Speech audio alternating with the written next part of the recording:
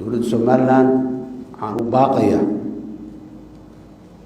قارة حلقة كم جرأة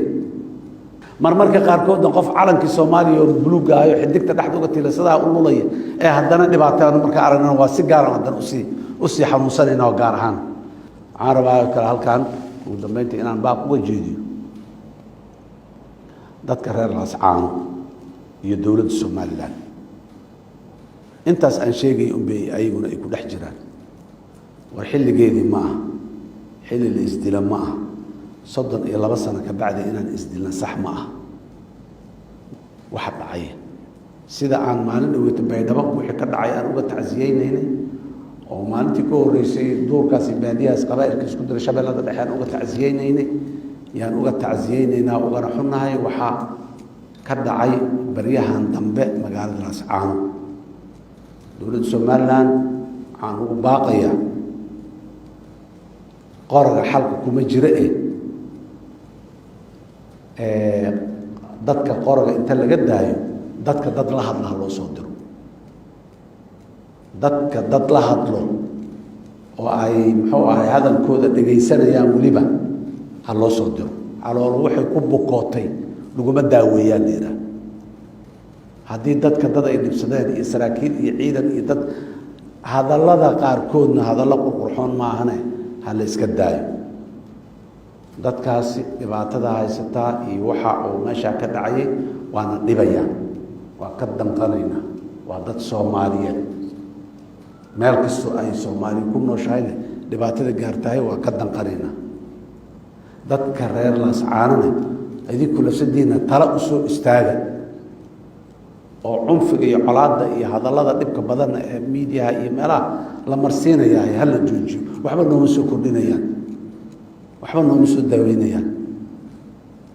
mas'uuliyiinta dadka hadda muxuu ahay dawladda Somaliland waxaan leenahay sida bal si kale lagu dayo sidan si aan ahayn lagu dayo daaweyn mayso geel duday dhaxdiisu xara lagama qabto yaa leeyahay dadku hadday kacaan si loola dhaqmaa jirtay ciidan ma aha sida muxuu ahay loola dhaqmayo annaga hadii aan nahay dawladda Soomaaliya Soomaalinimo ayay noo dhibay arintaas meel kasto daaf geeska ugu xaqeeyo Somaliland haday tahay iyo geeska kale Soomaaliya iyo Soomaalida xataa xuduudaha ka baxsan haday dhibaatoonayso waa la xanuunsanayna waana na dhibay raalina kameen marmarka qaarkood qof calankii Soomaaliya oo buluug ayo xiddigta dhaxda uga tiilasada ululaya haddana dhibaataan marka aragna waa si gaar ah haddana usi xanuunsanayna oo gaar ahaan siyaasadda nooga ma jirto wax kale nooga ma jiraan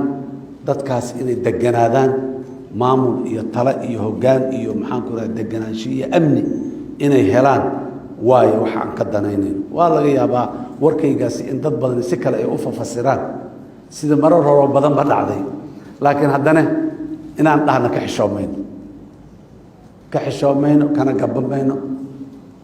arrinta hala dejiyo nabadaan ku baaqaynaa dowladnimo nabaday ka dambaysaa hala dejiyaan leenahay dadka reer Laascaanana waxaan leenahay lafsadiinu daga oo hadal u soo istaaga oo gubidda iyo jibinta iyo maxaan ku raadayaa daaya dhiigana yaa dhiig meesha ku daato dhibaato un baa ka imaanaysa wanaag iyo khayr ka imaamayo walaalahaasna intaasaan ugu baaqaynaa haddii aan la yidhaah dadka Soomaaliyeedna meel kastoo ay joogaan waxa fiican ha u rajeeyaano muxuu ahaay colaadda iyo culaysyada iyo ciriiriga meeshaas ka jira dowladaha iyo dadka mas'uuliyiinta iyo siyaasiyiintuna intay ka gaabsan karaan ama ay dib isu celi karaan xalka soo hormari karaan iyo dadaalada iyo niyad samaanta soo hormariyaan